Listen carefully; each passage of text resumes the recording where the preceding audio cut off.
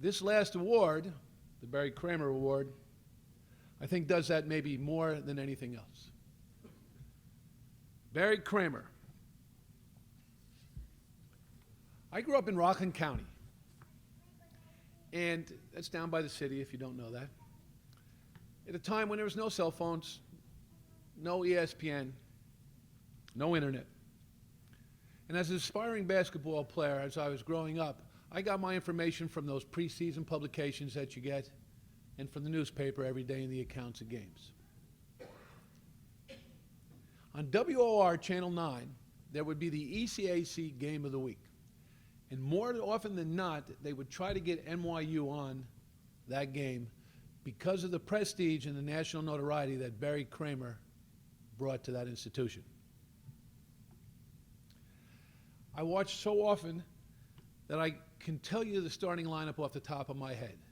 Patton, Fish, Bennett, Kramer, and Happy Hairston. Stan McKenzie was the sixth man who went on to play in the NBA later, and Richie Dyer was the seventh man who later became my JV high school basketball coach. And he had the unpleasant task of guarding Barry every day in practice. Later on in my career, and certainly very late in Barry's, I got a chance to play against him and a couple times to play with him. If you remember, he did the color broadcasts of the Siena basketball games back when Siena didn't enjoy the notoriety it did, and as we were growing and evolving. You get into the Capital District, and Barry Kramer's name is synonymous with basketball excellence. I'm honored to have received this award. I've also, for the third time tonight now, been able to hand it out. First to Coach Welsh, my former coach, to Mark Brown, my former player, and tonight to GINA. GINA CASTELLI. Oh no, it was already said by her. I had the opportunity to work with GINA at Siena after she came in as an assistant, and then when Jim left for Marquette University, GINA took over the program. When I think of her, I think, never mistake kindness for weakness. She possessed a competitive strength, but always tempered it with complete emotional control, much like myself.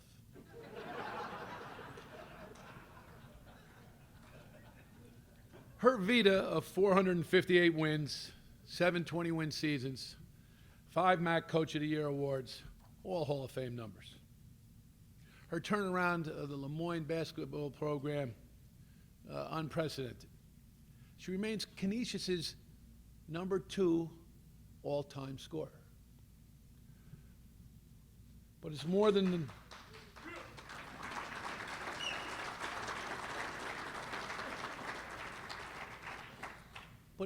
the numbers we celebrate here.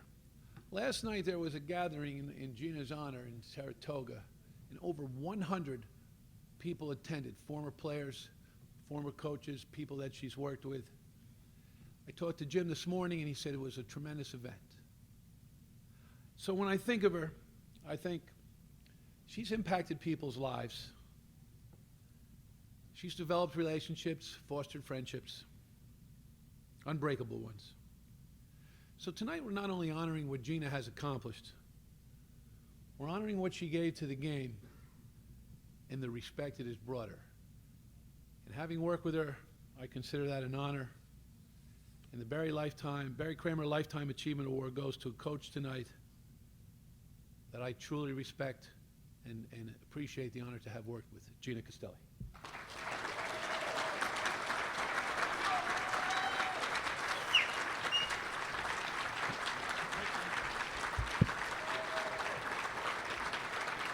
Oh, good.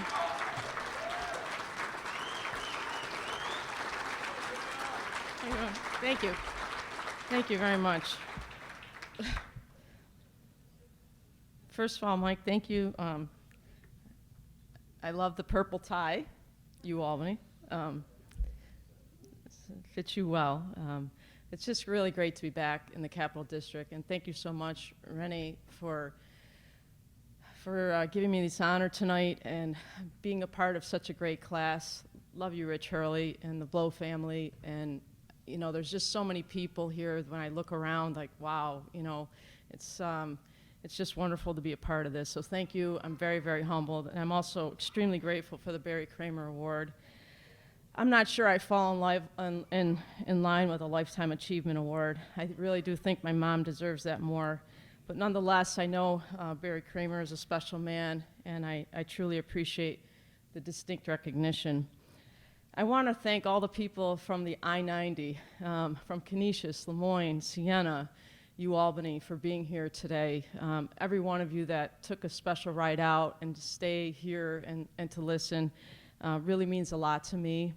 My mom's here today. I love you, Mom, for being here. My siblings, Lucy, Nancy, Sandy, and my brother-in-law, Joe, and some really good friends here and some former players. I can't thank you enough for being here. To the Harkins family, they've been my biggest fans for many, many years, and as we all know, this is a tough job, and I can't thank them enough for being a part of my life. And of course, to my wife and my beautiful partner, Heidi, a Capital District Hall of Famer herself. I absolutely love you, Heidi, and we know that it's a roller coaster ride as a coach, and I'm so grateful for you to share the seat next to me all my life, and really it's all my coaching career, and thank you so much.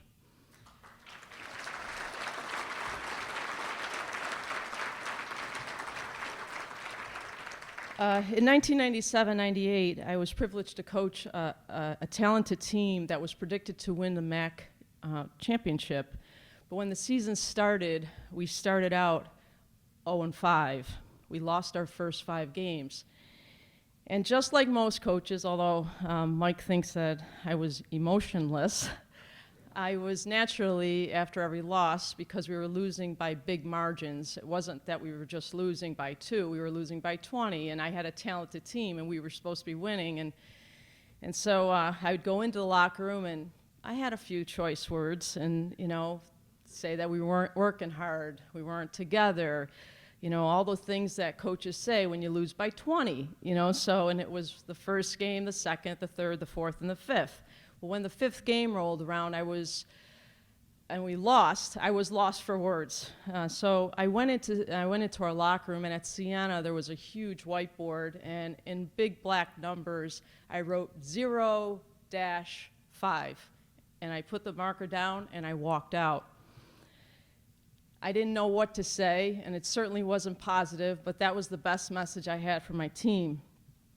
Our next game was 14 days later. We were in final exams, and I thought I would start preparing for the next game, and I was really upset. And our next game was against St. Bonaventure, and I went back and I looked at the tape from the year before, and it was the exact same team that was returning, and I could not believe the difference. We were moving effortlessly out there. We were having fun. We were playing hard. We were doing all the things that win, and we won that game. And I was scratching my head thinking, wow, this is so much different than what we're doing right now. So I decided to show that team that tape. It was a VHS tape. And I showed them the game, and I said, do you see anything different? Do you see anything different in how you're playing from this year to that year? And they're like, yes, absolutely. We look like we're working harder, we're having fun, we play together. We look like we're afraid to lose when we're playing right now. And I just shook my head, because I said, could it be that we're afraid to lose?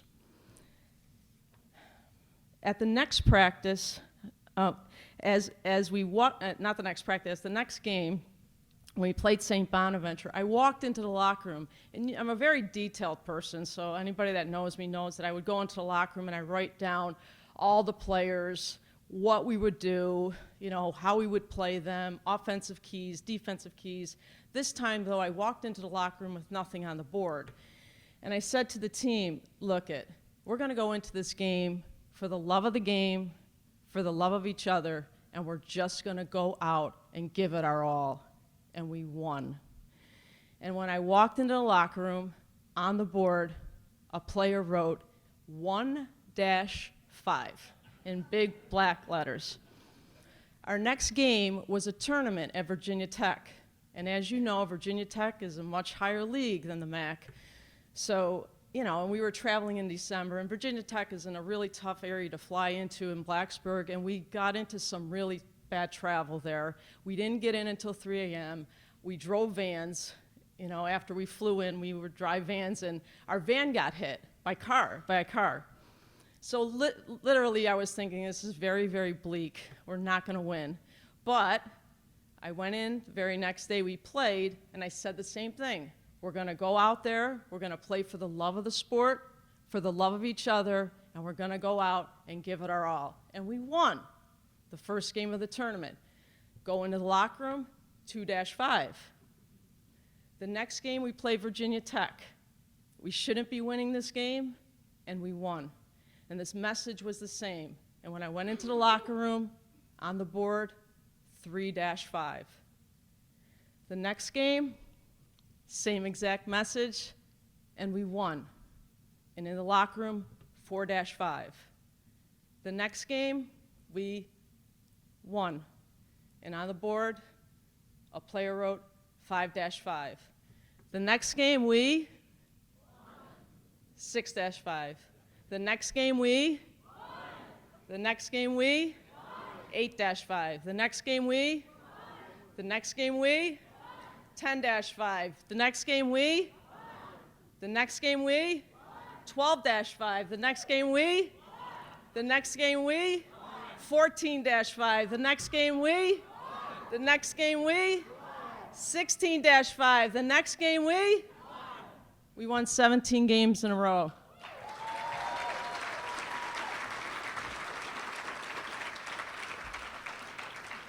We finished the regular season as champs.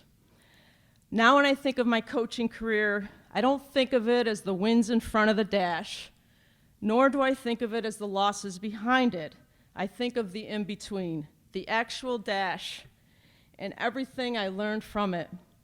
That team really did teach me so many great lessons in life that were always continuously reinforced by every team I coached. Fear and anxiety really do paralyze us to the point where our feet stop moving. But when we can find our real purpose in life and do what we love, we move effortlessly in the world.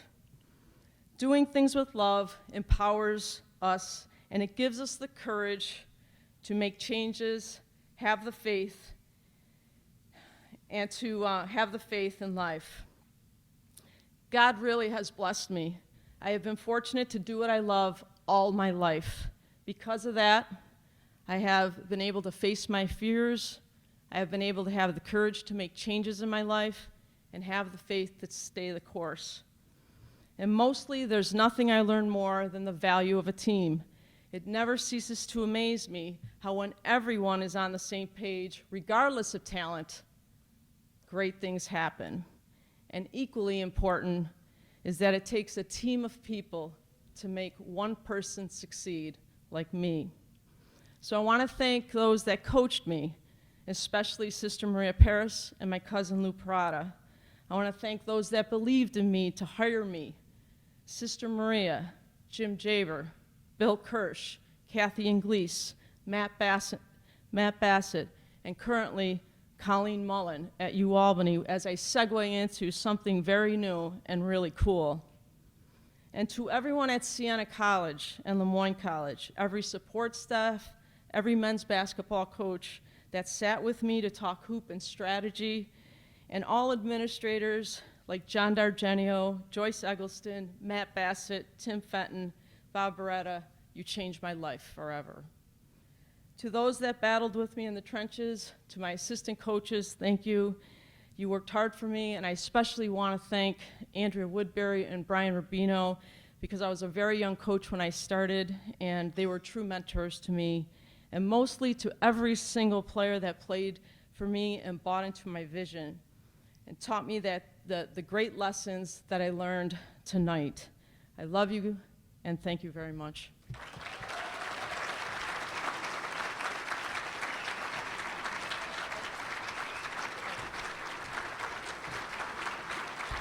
Please stand for Gina. Thank you. Thank you very much. Congratulations. Great speech.